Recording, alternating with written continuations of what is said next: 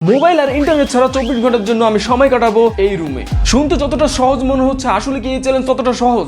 সেটাই দেখবো এই ভিডিওতে। এখন বাজে 11:41। আমার চ্যালেঞ্জ শুরু হচ্ছে এখন থেকে। আর এই চ্যালেঞ্জটি আরো হার্ড করার জন্য আমার এই ফোনটি চোখের সামনেই রাখবো, কিন্তু এটা ইউজ করতে পারবো না। চ্যালেঞ্জ শুরু হওয়ার সাথে সাথে আমি ঘরের মধ্যে হাঁটাহাঁটি শুরু করলাম, কারণ আমি যদি এক জায়গায় অনেকক্ষণ বসে থাকি তাহলে আমার মাইন্ড অন্যদিকে যাইতে পারে, যেটা আমার চ্যালেঞ্জের জন্য ক্ষতিকর। তাই আমি আমার নিজের রুমের মধ্যেই পাইচারি করা শুরু করলাম। আর এইভাবে একা থাকা যতটা সহজ মনে হয়, আসলে অতটা সহজ না। একটা রুমের মধ্যে মোবাইল, ইন্টারনেট ছাড়া, কম্পিউটার ছাড়া, যেগুলো ছাড়া এখন চলাই যায় না। আমাদের দৈনন্দিন জীবনে যেগুলো আসলে এখন আমাদের লাইফের পার্ট হয়ে গেছে, সেগুলো ছাড়া আমি 24 ঘন্টা এই রুমের মধ্যে কাটাবো। আমি জানি না এটা আদৌ কি অত সহজ হবে কি না, কারণ যেগুলো আমাদের অভ্যাস সেগুলো ছাড়া কতটা সহজ হবে। সময় পার করার জন্য আমি কয়েকটা জিনিস ভাইবা রাখছি, যেমন আমি ওয়ার্কআউট করব, বই পড়বো, ছবি টবি আঁকবো, নাচবো, এরকম টুকটাক অনেক কাজ করব। আর এই চ্যালেঞ্জের রুলস অনুযায়ী আমি এই রুম থেকে এক পাও বের হতে পারবো না, তবে বাইরে থেকে কেউ চাইলে ভিতরে আসতে পারবে। যেহেতু 24 ঘন্টা আমি এই রুমে থাকবো আর এই রুমে কোনো ওয়াশরুম নাই, তো আমার যদি 1 নম্বর 2 নম্বর পায়, তখন আমি কি করব?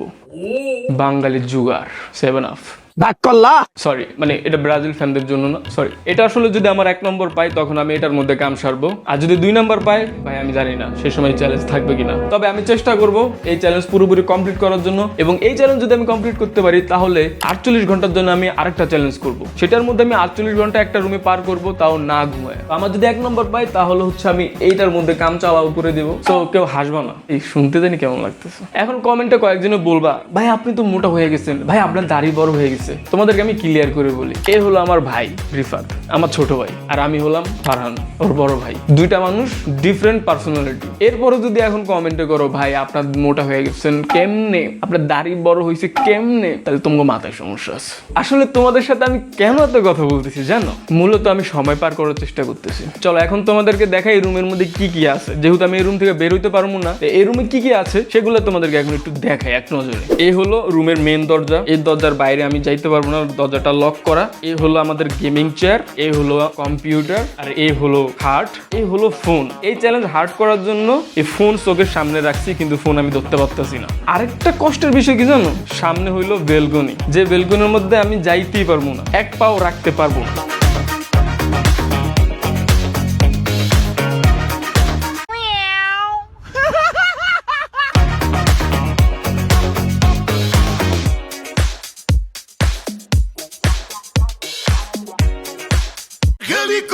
Helicopter. তো গাইস, দেখতে দেখতে 1 ঘন্টা পার হয়ে গেছে। 1 ঘন্টা তো তেমন একটা আমার কাছে কিছু মনে হয় নাই। এখন হইতেছে একটু ব্যায়াম করব।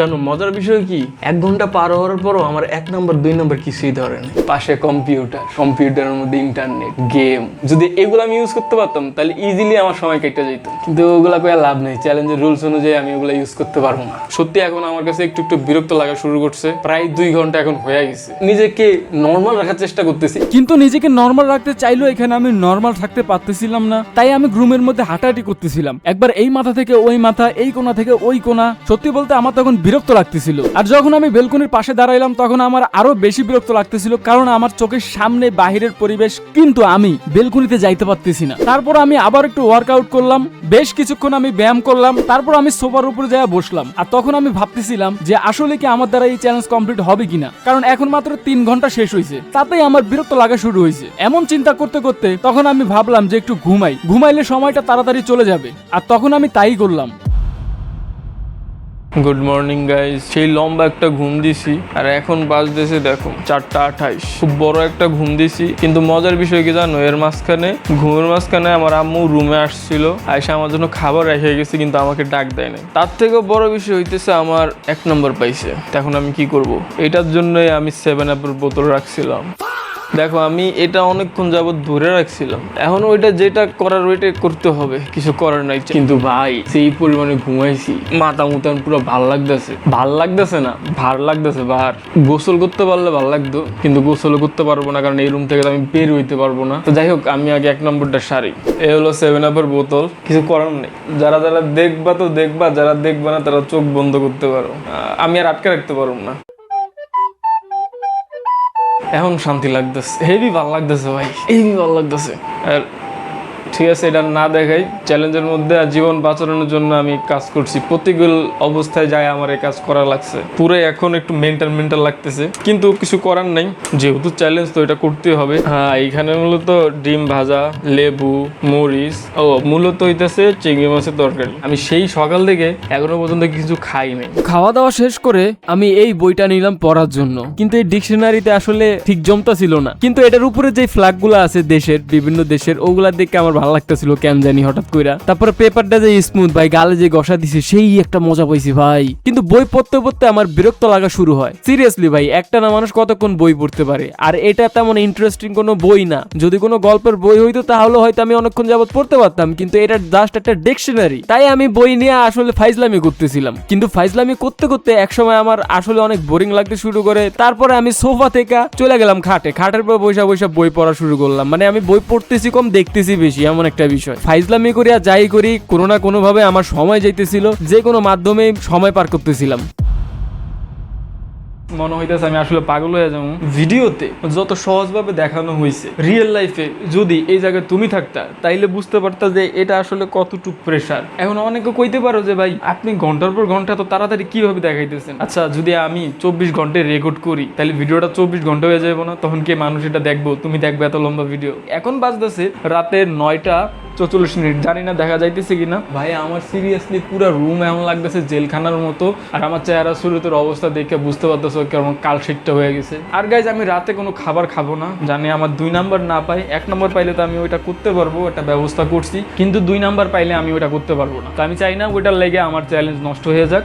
যদি চ্যালেঞ্জ কমপ্লিট করতে পারি, আর যদি এই ভিডিওতে ইউটিউবে 10K লাইক কমপ্লিট করো তোমরা, তাহলে আমি 48 ঘন্টার জন্য না ঘুমায়া না খায়া একটা রুমের মধ্যে থাকবো। এখন আমি চিন্তা করতেছি আমি নিজের সাথে নিজে একটা গেম খেলবো, সেটা হইতেছে আমি চোখ বন্ধ কইরা ড্রয়িং করব। চলো এখন ফটাফট এটা করা যাক, আর দেখা যাক আমি চোখ বন্ধ করে আসলে কি ড্রয়িং করতে পারি বা কি করি। তো এই যে ডেট নোট নিয়ে আসছি, এই ডেট নোটের মধ্যে হইতেছে আমি ড্রয়িং করব। এই চোখ বন্ধ করলাম, ঠিক আছে? Ready, 1 2 3 action.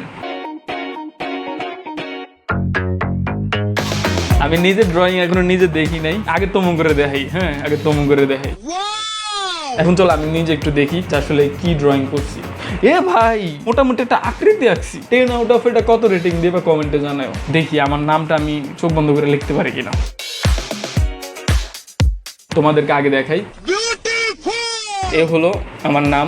ওই ভাই, ওয়ার্ডগুলো আসলে কারেক্ট হয়েছে। আমি আমার নাম লিখে ফেলেছি, এভাবে লিখতে হবে। এখন আমি নিজে আরেকটা চ্যালেঞ্জ দিব, সেটা হইতেছে আমি একবারে 25টা পুশ আপ দিব। একবারে 25টা একবারে 25টা, ঠিক আছে? 1 2 3 4 5 6 7 8 9 10 11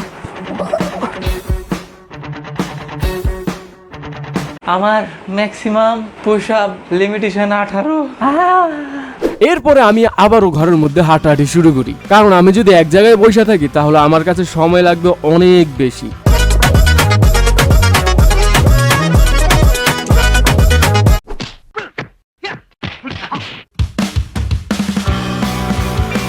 এরপরে শুরু হয় আমার ফ্রাস্ট্রেশন, যেটার ভয়ে আমি ছিলাম, কিন্তু তখন আমার মেন্টাল হেলথ আসলে খারাপ হয়ে গেছিল। তখন আমার এত পরিমাণে বিরক্ত লাগতেছিল আর মেজাজ খারাপ হইতেছিল যে কি বলবো, আমি পাঞ্চ করা শুরু করি। তারপর আমি ঘুমানোর চেষ্টা করি, কারণ একমাত্র ঘুমই এই জিনিসটা পার করতে পারে সময়কে। কিন্তু বিছানায় শোয়ার পরে আমি ঘুমাতে পারতেছিলাম না। তখন আমার বিরক্ত লাগতেছিল, এই পাশ ওই পাশ যেমনে যাই করি আমার ঘুম আসতেছিল না।